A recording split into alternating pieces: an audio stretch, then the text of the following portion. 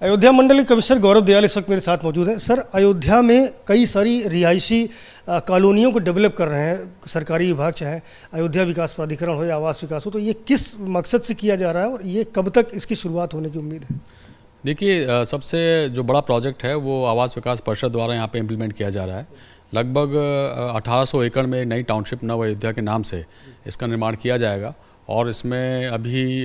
मठ मंदिरों के लिए और कुछ कमर्शियल प्लॉट्स का रजिस्ट्रेशन भी खोला गया था। तो ये काम चल रहा है, उनका लैंड एक्विजिशन काफ़ी हो चुका है और अभी लैंड एक्विजिशन का प्रोसेस चल रहा है। साथ में ही जो अयोध्या विकास प्राधिकरण है, इसके द्वारा भी एक वशिष्ठ कुंज नाम से एक टाउनशिप लॉन्च की जानी है और हमारा प्रयास है कि शीघ्र ही उसका शिलान्यास कराया जाए और उसके अभी रेरा रजिस्ट्रेशन में चल रहा है, उसके बाद रजिस्ट्रेशन खोलेंगे हम लोग।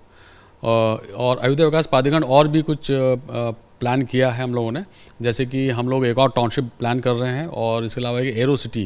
अयोध्या एरो सिटी लॉन्च करने का भी एक प्रयास है, ताकि जो कमर्शियल स्पेस की जो अभी शॉर्टेज है और जो बहुत सारे होटेलियर्स जो यहाँ पर होटल्स निर्माण करना चाहते हैं उनको हम लोग जो सरकारी कमर्शियल प्लॉट्स हैं वो अलॉट कर सकें। तो इस तरह से प्रयास जारी है। प्राइवेट सेक्टर में भी यहाँ पे कुछ बड़े ग्रुप्स हैं जिन्होंने MOU किया था स्टेट गवर्नमेंट के साथ, जैसे कि हाउस ऑफ अभिनंदन लोधा ग्रुप है जिन्होंने यहाँ पे एक टाउनशिप ला रहे हैं वो लोग। इस प्रकार बहुत सारे ऐसे प्राइवेट प्लेयर्स हैं जो इंटरेस्ट शो कर रहे हैं और हम लोग उनके संपर्क में हैं। तो निश्चित ही चूँकि अब यहाँ पे सडन बूम है और एक्सप्लोजिव वे में अयोध्या का विकास हो रहा है चारों तरफ, तो ये आवश्यक हो जाता है कि हम लोग सही एक वातावरण उनको दें और जितने भी जो रेगुलेटरी मैकेनिज्म उनको हम लोग उन सबको बताते हो और किस प्रकार से स्पीड से सारी अनुमतियाँ उनको मिल सकें और कहीं कोई अवरोध ना हो, ये लगातार प्रयास अयोध्या विकास प्राधिकरण का और जिला प्रशासन यहाँ पर रहता है।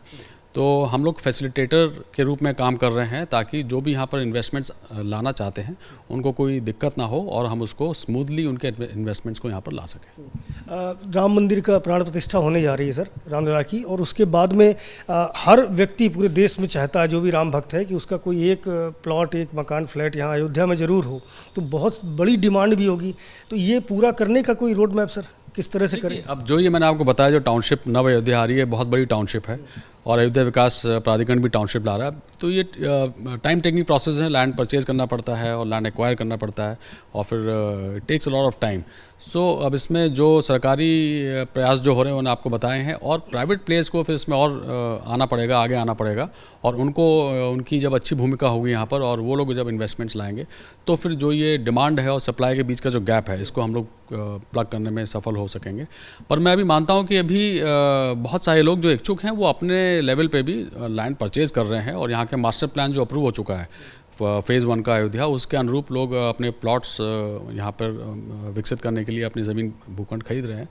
और भविष्य में जब उसका फेज़ 2 भी अप्रूव हो जाएगा मास्टर प्लान का तो और क्लैरिटी आ जाएगी कि किस लोकेशन पे किस प्रकार का इन्वेस्टमेंट आ सकता है। तो उसके बाद मुझे लगता है कि और तेज़ी से यहाँ पर इन्वेस्टमेंट्स आएंगे। रेट्स वाजिब रहें, लोगों को सही पैसे में सही चीज़ मिले और वाजिब तरीके से मिले, क्योंकि बहुत सारी ऐसी जब डिमांड होती है, आप खूब बता रहे हैं डिमांड बहुत ज़्यादा है, तो ऐसे में धोखाधड़ी की भी शिकायतें आने लगती है। तो इसको नियंत्रित करने के लिए भी सर कुछ प्लान किया गया है?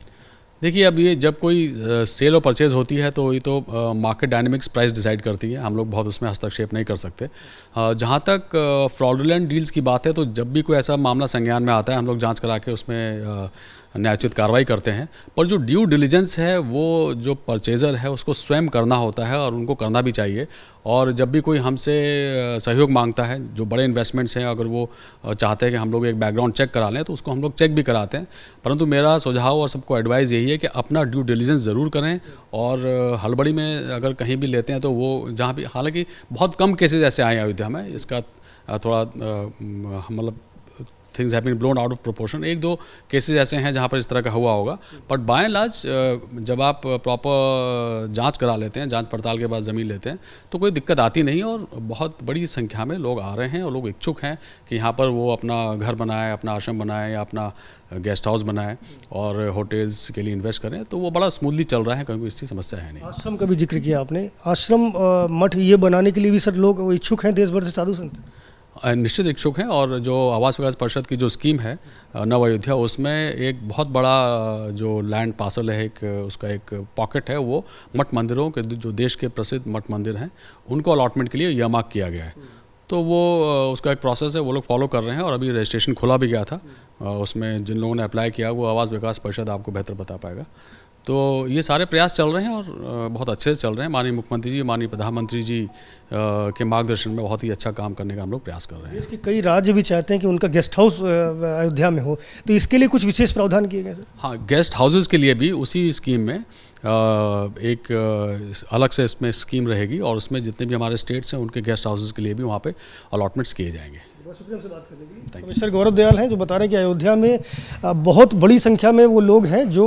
अपना आशियाना बनाना चाहते हैं और इसके लिए सरकारी विभागों के स्तर से भी प्रयास किए जा रहे हैं, साथ ही साथ जो प्राइवेट प्लेयर है वो भी लगातार इस दिशा में काम कर रहे हैं।